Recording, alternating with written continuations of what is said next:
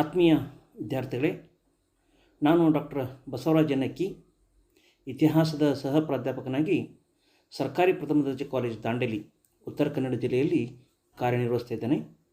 ಇಂದು ನಾನು ನಿಮಗೆ ಕರ್ನಾಟಕ ವಿಶ್ವವಿದ್ಯಾಲಯ ಧಾರವಾಡದ BA 5ನೇ ಸೆಮ್ ತರಗತಿಯ ಇತಿಹಾಸ ಮತ್ತು ಪ್ರಾಚ್ಯಶಾಸ್ತ್ರ ವಿಭಾಗದ ಮೊದಲನೇ ಪತ್ರಿಕೆಯಾದ ಭಾರತದ ಇತಿಹಾಸ, ಇದರಲ್ಲಿ ಮೊದಲನೇ ಅಧ್ಯಾಯದಲ್ಲಿ ಭಾರತಕ್ಕೆ ಆಗಮಿಸಿದ ಯುರೋಪಿಯನ್ನರು ಇದರ ಕುರಿತು, ಅದರಲ್ಲಿ ಡಚ್ಚರು ಯಾವ ರೀತಿ ಭಾರತಕ್ಕೆ ಬಂದರು ಅನ್ನೋ ವಿಷಯ ಕುರಿತು ನಾನು ನಿಮಗೆ ಹೇಳಕ್ಕೆ ಇಷ್ಟಪಡ್ತಾ ಇದ್ದೇನೆ.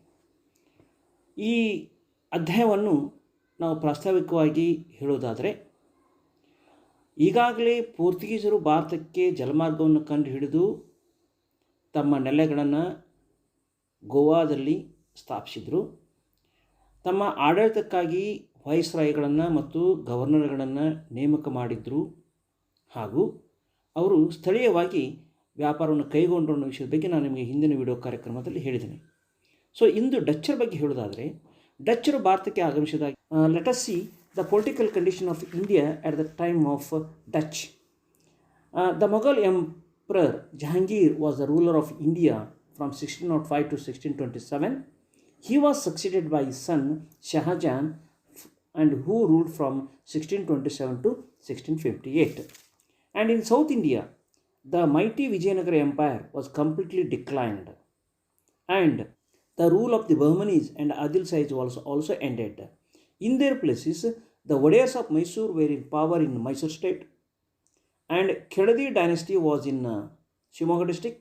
In addition to that, there were some petty chieftains who were known as Palegas were ruling in Karnataka.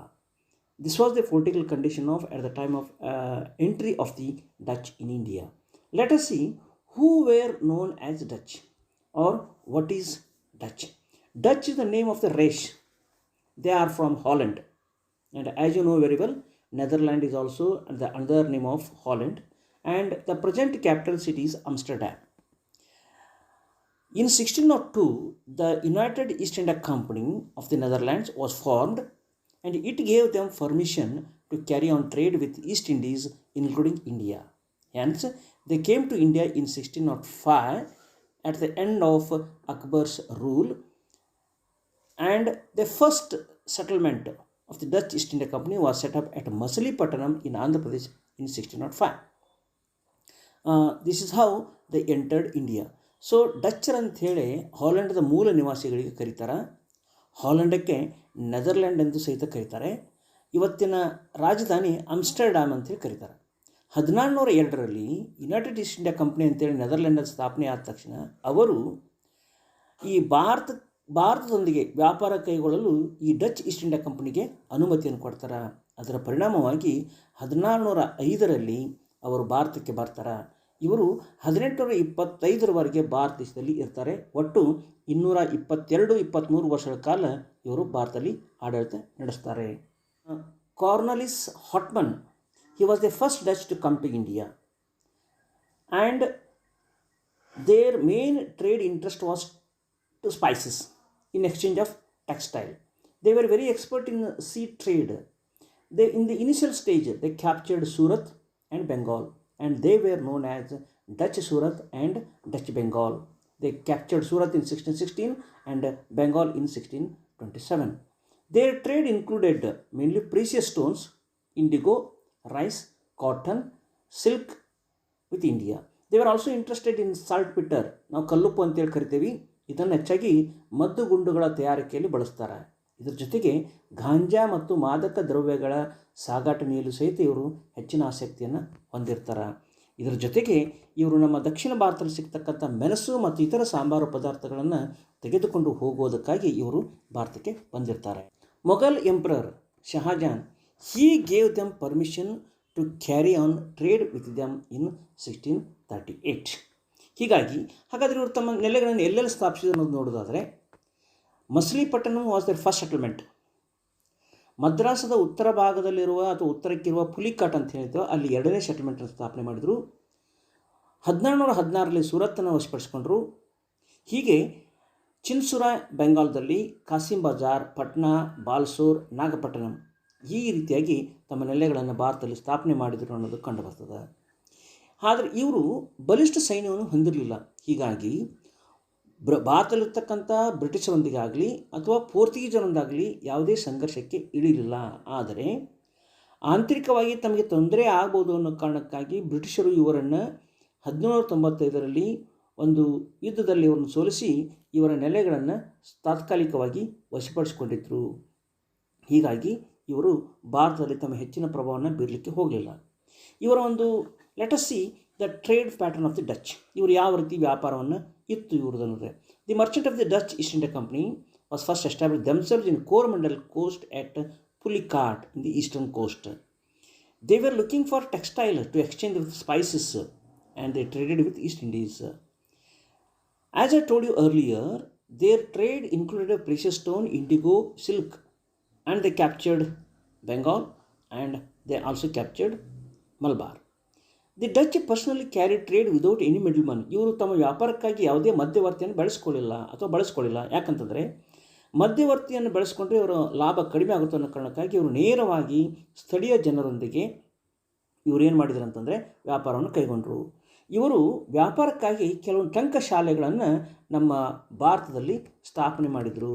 ಅವು ಎಲ್ಲೆಲ್ಲಿ ಅಂತ ಕೇಳಿದರೆ ಮಚಿಲಿಪಟ್ಟಣದಲ್ಲಾಗಿರ್ಬೋದು, ಕೊಚ್ಚಿನು, ನಾಗಪಟ್ಟಣ, ಪಾಂಡಿಚೇರಿ ಮತ್ತು ಪುಲಿಕಾಟಗಳಲ್ಲಿ ಈ ನಾಣ್ಯಗಳ ತಯಾರಿಕೆಗಾಗಿ ಟಂಕಶಾಲೆಗಳನ್ನು ಸ್ಥಾಪಿಸಿದರು ಅನ್ನೋದು ಕಂಡುಬರ್ತದೆ. ಇಷ್ಟೇ ಅಲ್ಲ, ಇವರು ಇಂದಿನ ಮಹಾರಾಷ್ಟ್ರದ ಸಿಂಧುದುರ್ಗ ಜಿಲ್ಲೆಯಲ್ಲಿರುವ ವೆಂಗುರ್ಲ ಗ್ರಾಮವನ್ನು ಸಹಿತ ವಶಪಡಿಸಿಕೊಂಡಿದ್ದರು. ಇದು ಪಣಜಿಯಿಂದ 150 ಕಿಲೋಮೀಟರ್ ಅಂತರದಲ್ಲಿದೆ. ಅಲ್ಲಿ ಒಂದು ಕೋಟೆಯನ್ನು ಕಟ್ತಾರೆ. ಕೋಟೆಯನ್ನು ಕಟ್ಟಿದ ಉದ್ದೇಶ not for the military purpose, it was A store house for them. It was A beautiful fort constructed by the Dutch in India. Initially it was an administrative centre, but they use it as A store house. ಇದನ್ನು ಸಹಿಸಲಾರದ ಬ್ರಿಟಿಷರು ಅದರ ಮೇಲೆ ದಾಳಿ ಮಾಡಿ ಅದನ್ನು ವಶಪಡಿಸ್ಕೊಳ್ತಾರೆ. ಅದನ್ನು ತಮ್ಮ ಅನುಕೂಲಕ್ಕಾಗಿ ಅದನ್ನು ಬಳಸ್ಕೊಳ್ತಾರೆ. ಕೊನೆಗೆ ಬ್ರಿಟಿಷರು ಅದನ್ನು ಬಿಟ್ಟು ಹೋದ ನಂತರ it's rich wooden furniture was stolen from the store houses. ಹೀಗೆ ಬ್ರಿಟಿಷರು ಅವರಿಗೆ ಭಾಳಷ್ಟು ಅನುಕೂಲವನ್ನು ಮಾಡಿಕೊಟ್ರು.